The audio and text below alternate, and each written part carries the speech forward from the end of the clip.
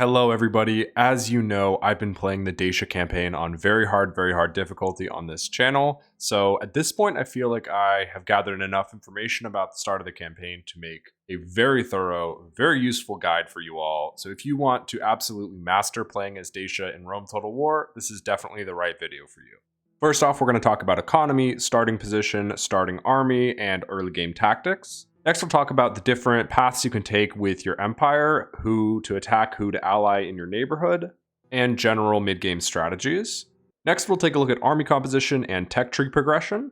And finally, we'll circle back around and do some of the kind of underhand tricks that you can do, diplomacy tricks, that kind of stuff as Dacia.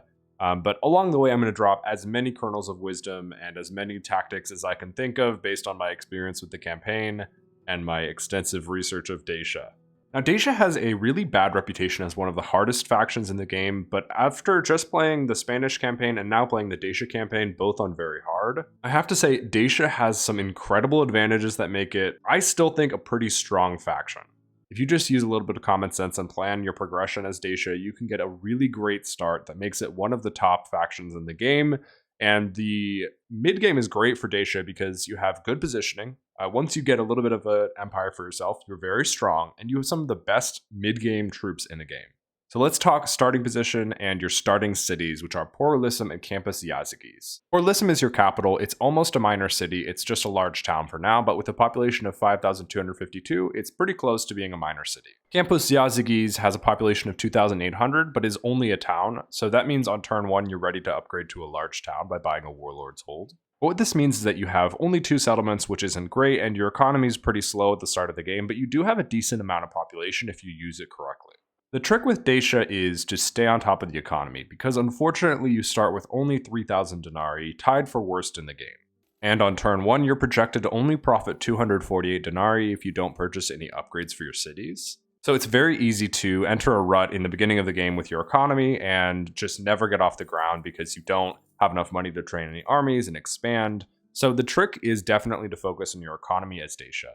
Right off the bat, whenever you have mines available, you should absolutely purchase them, and there's no exception for Dacia. You definitely want to purchase the mines on turn 1 in Porlissim. They say that they're worth 200 denarii, but they end up being worth 300 denarii once they're actually built. As you can see here, they say that they're making 300 denarii per turn in the settlement details for Porlissim, even though in the building card they only say that they'll generate 200 denarii per turn. So that is actually a hidden benefit of Dacia. And speaking of mines, almost all of your settlements can build mines, and the nearby settlements, when you start expanding, you'll be able to build a lot of mines as Dacia because this region of the world has a lot of natural resources. The other really obvious upgrade that you want to purchase on turn 1 is for Campus Yazigis. You're able to upgrade it from a town to a large town, so you want to do that as quickly as possible because that increases your population growth rate and allows you to build better buildings in Campus Yazigis. Unfortunately, that leaves you with just 200 denarii on turn 1, so there's really not much else you can do. You are definitely going to be losing a lot of money. You're projected to lose 2,552 denarii on turn 1 if you purchase the obvious upgrades. Real quick, I've lifted the Fog of War to talk about some general strategies for your early game as Dacia. We have 2 neighbors to our east and our north, the Scythians and the Thracians. And I absolutely believe this is the most natural way to progress as Dacia. I don't think there's any argument for doing anything other than taking out Thrace as early as you can in this game. So I would absolutely recommend taking your starting army out in the field, commanded by Skyles, and trying to take Tylus, and combining some troops from Porlissim and Campus Yazigis, and sending them up to Campus Getae through this mountain pass. You shouldn't struggle too much, and there are some really good mercenaries available in Thracian territory, so you shouldn't have any issue knocking Thrace out of the game, even on very hard difficulty. And this gives you a really great start to your campaign because it gives you 4 regions. They're all pretty good regions, and Tylus and Campus Getae will be actually some of your best cities once you get them. Campus Getae is worth about 1,400 in revenue per turn once you capture it, and Tylus is worth over 2,000. And Tylus has the advantage, just like Porlissim, of being able to train those mines, which say that they're worth 200 per turn, but in reality are worth 300 per turn. And since Tylus comes with a port and Campus Getae is able to train a port right away, you're able to build ports in both of these cities and trade with all of your neighbors. So if you've gotten trade rights with Scythia, for example, or with eventually the Greeks, you will generate a lot of income from trade even early in the game. Next up, I want to talk about your starting army and your starting generals. You start off the game with 3 family members, your faction leaders Iraxes, your faction heir Vetsina, and a third family member Skyles. And you actually start with some of the best starting generals in the game, in my opinion. Zyraxes, your faction leader, is sanguinary for -1 morale, and he's not that great, but something about the Dacians is that he starts out at age 60, so in my experience, he usually dies in the first 5 or 10 turns. But your remaining 2 family members are actually some of the best in the game. Vetsina, your faction heir, starts with an armor for +1 morale, he has bloody for another +1 morale, and he starts with 5 command stars before he's ever fought a battle, so he's really good, and this is without any good commander type traits, so you're able to get him up to 9 or 10 command stars very easily if you just fight some battles. And Skyles is even better. His 3 starting traits are Genius for +3 to influence command and management, Bloody for plus command and morale, and Lively for plus management, movement points, and a discount on construction costs. He gets an extra management from his civilized slave, so Skyles is one of the best starting family members in the game. Since you know that your faction leader Zyraxes is going to die pretty soon, you can also preemptively select who your faction leader is going to be, move some retinue around, and this is what I would recommend doing. If you have the chance to get your 3 generals together, bring the Bard from Zyraxes over to Skyles, bring the Armorer over from Vetsina to Skyles, and then make Skyles your faction heir before Zyraxes dies, which will allow him to be the faction leader over Vetsina. They're both great, but Skyles is a little bit better. Now, this will give Disinherited for -1 influence to Vetsina, but that's alright. He's mostly a really good general. He's not that good of a leader. And then that gives you Skyles as your faction heir and soon to be your faction leader, with +2 morale, 4 stars of command without any command-related traits from fighting battles, really good management, really good influence. I didn't even do it this way. It took me a very long time to make Skyles my faction leader in the Dacia campaign, but he is such a good candidate. I absolutely recommend that you make him your faction heir as soon as possible. And Skyles only starts the game at age 30, so you will have him for a very long time. Vetsina's only 35, but if you make Skyles a really good faction leader, he will be that really great faction leader through the entire early and mid game. And speaking of generals in the Dacia campaign, for some reason throughout the entire game, you get a ton of candidates for really good generals to marry into the family. Also, a lot of the generals who come of age are very good. They have great traits, and if you never build taverns, you will continue to get great generals through the whole game. That's one piece of advice that I have for playing as Dacia and any barbarian faction. Don't build taverns, don't build bardic circles. They only provide a public order bonus of 5 and then 10% at the second level, which isn't worth that much, and you're going to ruin all of your generals. They're all going to get bad traits, and that will end up actually harming the public order of your cities. And definitely your tax income, all kinds of bad traits come from the retinue and traits that you get from these drinking taverns. Next up, let's take a look at the starting army that Dacia has. So I've combined them all from the different armies that you start with. You probably wouldn't do it this way at the start of a game, but just to get a better idea, you start with 6 units of Warband, a unit of Falksmen, 2 units of Archer Warband, and 2 units of Barbarian Cavalry. We'll do a deep dive into the military a little bit later, but this is just enough of an army to be used kind of aggressively in the early game against Thrace. As I said before, you'll probably want to split this army into 2, take Tylus and Campus Getae right off the bat. And also on turn 1, your faction leader Zyraxes has a son named Duras who is age 15. So right off the bat, you're going to get another general coming of age very soon in the first couple turns. Here you see him on turn 3. He started off with Superior Builder, which is a great trait, nothing else. But these are kind of random. You get different traits on your family members that come of age. But Duras usually ends up being pretty good, and you get him very early. So you can also factor him into an army to attack the Thracians, where you might lose Zyraxes because he's a little bit old. You'll replace him with Duras, and that'll be useful in the battles. Next up, let's take a look at Tech Tree for Dacia. We are going to look at the military buildings, the trade buildings, and then the religious buildings. So first off, we're going to do a deep dive of the exact stats of the different units a little bit later. But Dacia has some really great infantry units and some good cavalry units too. At a minor city, which you can build very quickly in Poralisum, you can build a Hall of Heroes, which allows you to train chosen swordsmen. We'll do a deep dive a little bit later, but they're very good. Level 3 city also allows you to build a Warlord Stables for Barbarian Noble Cavalry, which is good heavy cavalry. And it allows you to build an archery range for chosen Archer Warband, long-range archers, also very good. But in Poralisum, you start with the ability to train Archer Warband, which is really nice for a barbarian faction. So those 2 units of Archer Warband that you start with as Dacia, you're not limited by just those 2. You can train more right off the bat in Poralisum, which is really useful against the Thracians. And once you take Campus Getai and Tylus off the Thracians and you knock them out of the game, my strategy is always to leave an army on this bridge crossing right here between Campus Getai and Campus Scythii. It's a great place to defend against the Scythians, and you can mostly ignore them for most of the game if you just hold this bridge crossing. This is a great advantage of the Dacian starting position, that you can totally bottle off the northern front and no one should be able to reach you ever. You plant one army here. I usually choose a couple units of Archer Warband, maybe a unit of regular Warband, and then some Warhounds because they have very low upkeep, just upkeep of 40 denarii per turn, and they're very good for holding bridges. So plant one little army here on this bridge crossing, one little army on this bridge crossing, and then you can block off this northern front for as long as you want. The one thing to keep an eye on is that they don't just go all the way around this side and come from the north of Campus Ziggies. It can happen on occasion that a couple of troops come this way. So at some point, putting a watchtower up here is a very good idea as Dacia.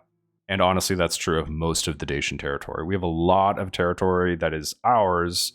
All of this is ours, but it's not visible because it's such a huge territory. So just one or two watchtowers will make a huge difference as Dacia will make you much safer from any kind of invasion. And you have to be somewhat aware of the Germans, but their worst settlements are over here. Vicus Marcomanni is not a very good town. It's one of their worst cities, so they don't have any strength over here, but eventually you may have to deal with the Germans. I would recommend at some point just pushing out, taking a Quincum, having this as kind of a forward outpost just to be aware of the Germans and know when they're coming. But my main early game strategy for Dacia is to grab Salona and Segestiga as soon as possible. So once you knock out the Thracians, I ignore the Macedonians, come down to Salona and Segestiga, because both of these cities have gold mines for the 300 denarii per turn, and they end up being worth a ton in land trade and sea trade once you get these two cities. So this does open you up to some conflicts, definitely. In my campaign, Lugotorix from northern Italy came over and planted himself in this region, and we had to deal with the Gauls for a while. But I definitely think it's worth holding on to Segestiga and Salona. They will be the backbone of your economy. And once you get those two cities, once you get the two Thracian cities, and maybe pick up Byzantium, you're going to have a ton of resources, you're going to make a lot of money, and your economy is going to be one of the stronger ones in the early game. Especially with Byzantium also having gold mines for another 300 denarii per turn, and you can build a port here, which very easily trades with the Greeks, with the Seleucids, with the Macedonians. Anyone you're not at war with, you will very easily be able to trade with once you pick up Byzantium.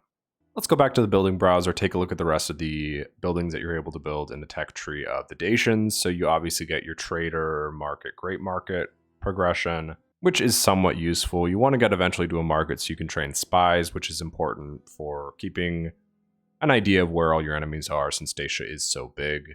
Blacksmith, weaponsmith at level 2 and 3, those are obviously worth getting. And your ports obviously are important for trade, but this is pretty unremarkable. I already talked about taverns and bardic circles. I hate them. I don't think you need them. They don't even allow you to train assassins or anything, so I just completely ignore them when I play as Dacia. Finally though, let's talk about religion. The religions for Dacia are actually some of my favorites in the game. Really good. Sacred Circle of Habilis is great. It gives you +2 morale for all troops trained inside the city. Allows you to train Naked Fanatics Experience 1. I don't use Naked Fanatics as Dacia because you have much better heavy infantry, but they're kind of fun if you want to use them. The main benefit here is +2 morale. A lot of the heavy infantry for the Dacians already has excellent morale, but this is just incredible. This makes your troops very hard to break. And since you also have really good generals for most of the game, you'll have high morale from them, high command from them, which increases the attack and defense of your troops. So you're going to have really strong troops with excellent morale if you use the Sacred Circle of Habilis. The second option you have for religion is the Sacred Circle of Bendis. At level 1, 2, and 3, this improves farms and food production, which gives you a little bit more income, gives you a little bit more population growth rate. But I personally don't use these because the way I see it, as Dacia, as a barbarian faction, you're already not going to be able to support a large population because you don't have the infrastructure like sewers that reduce squalor in your large cities. So you don't really want a city bigger than 7,000 or 8,000 population anyways. And since you get such good troops, I would prefer to go with one of the temple trees that improves the quality of your troops, rather than just slightly buffing the size of your cities by increasing the effectiveness of your farms. The third option is the Shrine to Zalmoxis up to the Circle of Zalmoxis. At level 1, it gives you upgrades to light weapons. At level 2, it gives you upgrades to light and heavy weapons. And at level 3, it gives you upgrades to light weapons, heavy weapons, and armor of +1. And the good thing about the Sacred Circle of Zalmoxis is that you can actually retrain troops to have these upgrades in the Sacred Circle of Zalmoxis. So what I would recommend is have most of your cities use the Sacred Circle of Hebelesis for the increase to morale, and then have one or two of your cities rock the Sacred Circle of Zalmoxis, so you can run whole armies through those cities and retrain them to have improved weapons and armor. And while we're talking about religious buildings, it's worth mentioning that, for example, in Thessalonica, Macedonian and Greek cities are going to have different religious buildings. And in Thessalonica, they start with the Shrine to Artemis, which upgrades missile weapons +1. And a big backbone of the army of Dacia is long-range archers, the Chosen Archer Warband. So once you eventually do conquer Macedonia, I would recommend keeping at least one Shrine to Artemis, or if it's a higher level, even better, because this way you'll be able to retrain all of your archers and get them slightly better missile weapons. What I did in my campaign was I conquered first the Thracians, then I conquered these rebel settlements, Salona, Segestica, and Aquincum. I left the Germans alone. I tried to leave the Scythians alone by just guarding this northern river, but they eventually attacked me. And then I pushed south and I took out the Macedonians as quickly as possible. And I actually managed to keep an alliance with the Greeks. I won't give too many spoilers about the campaign, but it was definitely worth doing. So that was what I did. And then, eventually I haven't gotten that far. I expect to attack the Greeks, obviously because they're in my warpath, but they're good intermediate allies. When the Brudii are pushing in and you're battling the Macedonians, it's good to be allied with the Greeks for the bonus to trade and also just the combat bonuses. Something else worth mentioning in your conquest south of Macedonia is that around, I think it's like 255 to 250 BC, you will have the plague in Macedonia, which usually starts around like Thessalonica, Larissa, but as Dacia, sometimes you're going to have one of your settlements like Orlis and Campus Yazigis or Campus Getae randomly get hit by the plague. So if you can, before around 255 BC, if you can get up to a minor city, which is the highest level of city, for any city that's remotely close, at least queue the upgrade to the city, then you will be hit far less by the plague when that eventually happens. So just be aware of that. And I also have a trick for you if you do end up getting the plague in one of your cities. So let's say Porlisum were to be hit by a plague. Obviously, what I would do is, remove any troops if they haven't been, affected too much by the plague, because you don't want to lose them. And then you want to increase your population growth rate as much as possible. So I bring down tax rate to 0. And then I think it makes sense to queue as many peasants as possible, because the way I see it, you just removed 2,400 population from your city. So when a plague happens, you'll lose 5% of your population each turn. If you remove 2,400 population from the city, you're going to save several hundred population from being killed by the plague. So you have that option. Yeah, it's, I think, kind of a cool trick. And any units that get built, you can eventually disband. And so I think, try it out if you're having issues with plagues as Dacia, because you will have to deal with a plague eventually. That's one way to kind of mitigate the losses from the plague. In the Spanish campaign, I focused very heavily on using a navy to dominate the seas over by Spain, because I think you really have to as Spain.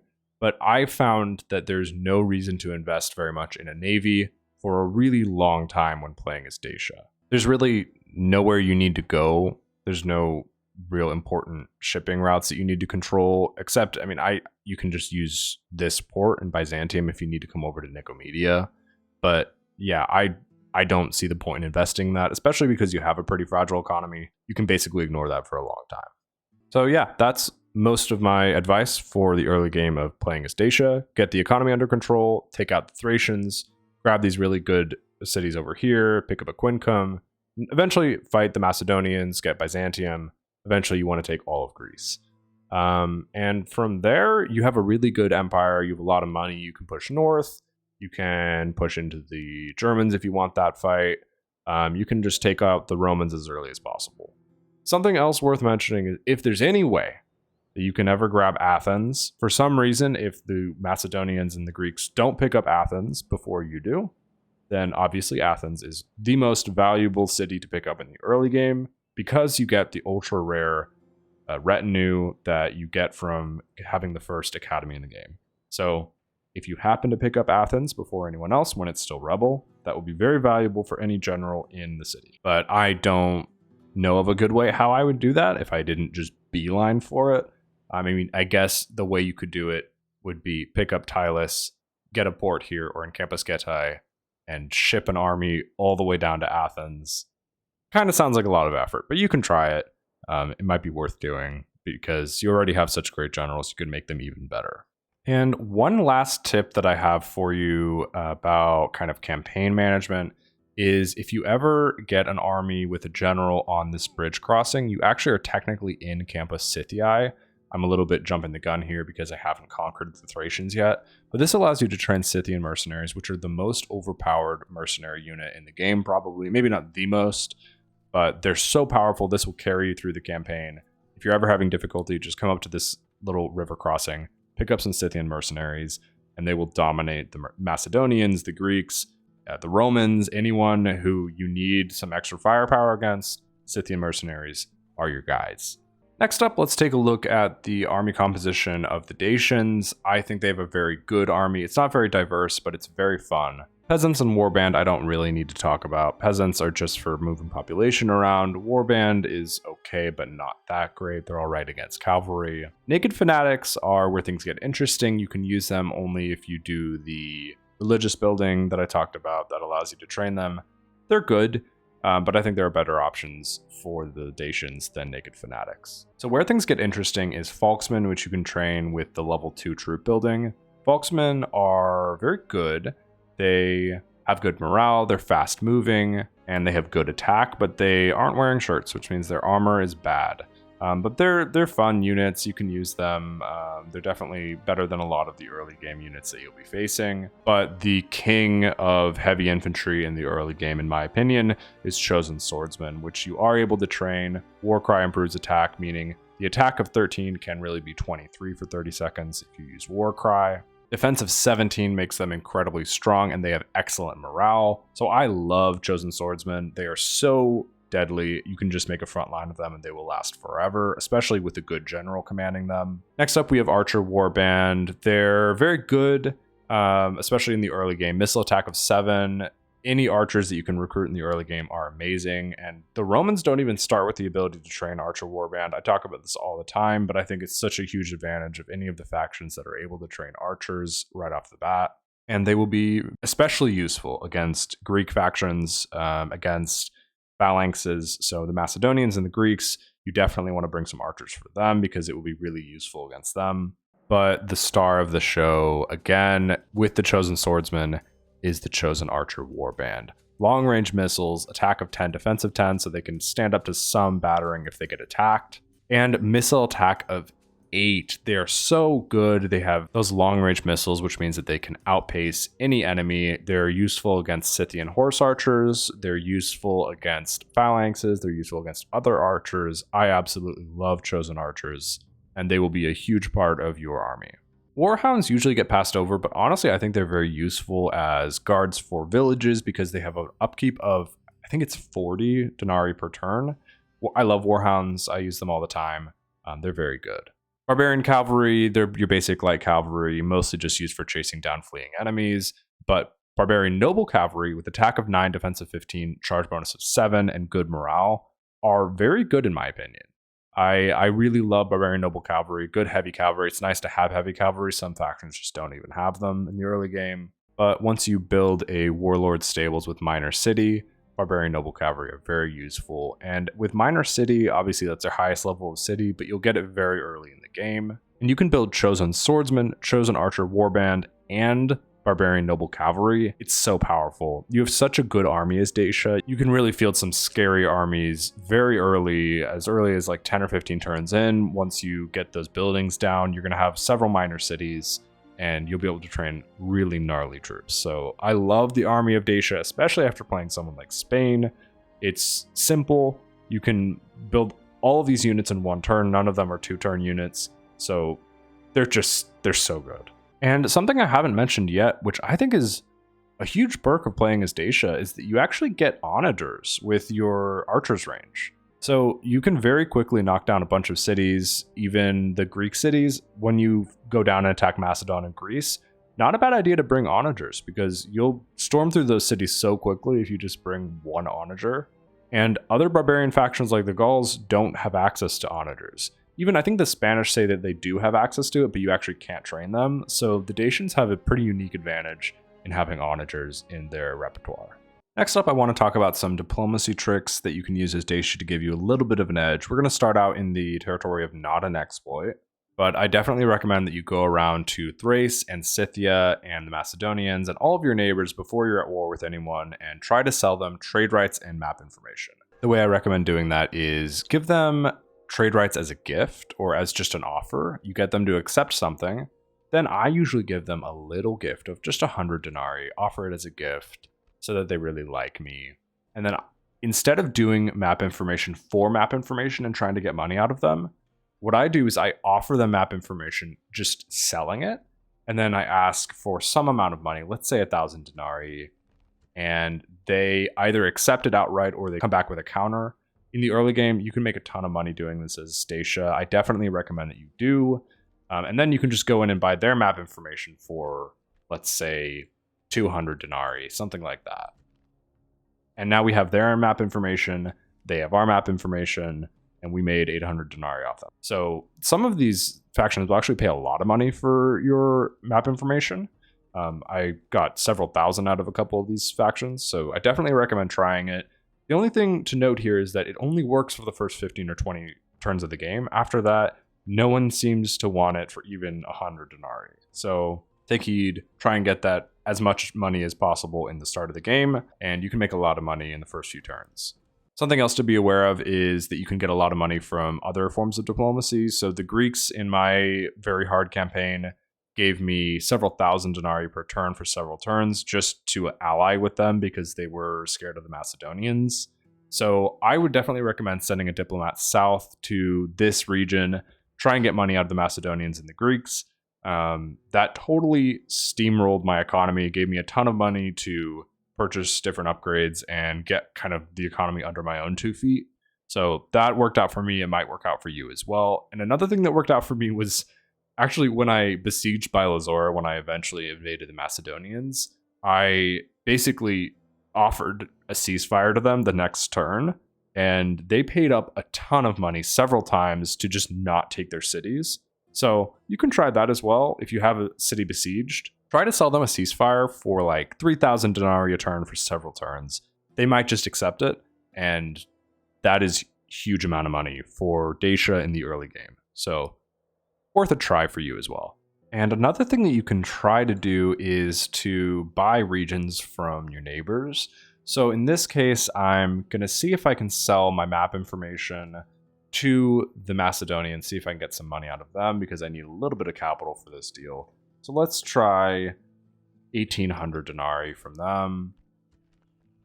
And in this case, they actually gave me a great deal. So 1,250 denarii per turn for 2 turns. So that's 2,500 for just map information and trade rights. That's great. I will take that. And, you know, in this case, I guess I don't really need to get anything else out of them. But what I would try to do with the Macedonians is see if you can buy their regions. So I offer the max amount of money that I have for 19 turns. And let's see if they accept it. Yep. So they just sold me 3 of their regions. This is kind of a scummy way to make money in Rome Total War. I talk about this in all of my guides just because, you know, you have the option to try it. But now I can just cancel my tribute to them. And there we go. I'm still receiving tribute from them. I now have Bylazora, Larissa, and Corinth. And actually, this would be a good way if you really want to get Athens in the early game. You can besiege it and then just bring some general over to take Athens itself. And you could get the benefits of Athens for yourself. But yeah, you could knock out the Macedonians early if you use this exploit. It's definitely an exploit. This is not how you're intended to play the game. But yeah, and it also totally ruins your reputation. After you do this once, no one else will want to trade with you. So you can't do this over and over and over again on different turns. But you have the option to do it if you want a little bit of a jumpstart Dacia. You don't want to actually fight through Macedonia. This gives you a kind of interesting start because now you're just immediately at odds with Sparta and Thermon. You're going to be fighting the Greeks. So you kind of can start as Macedonia with just peasants and war dogs down here. And an even more extreme version of this diplomacy exploit is possible. We're going to try it here where we just buy land from absolutely everyone. So we built a bunch of diplomats and sent them all over the world. First off, let's speak to, I think there's a German diplomat up here. Yes, right here. So let's speak to this German diplomat, see if we can buy all of their land off of them. So we'll offer them all of our money for 19 turns in exchange for all of their settlements. And they accept that. Let's speak to the Thracians. I don't know if they'll accept this. Offer them all of our money for 19 turns in exchange for their 2 settlements.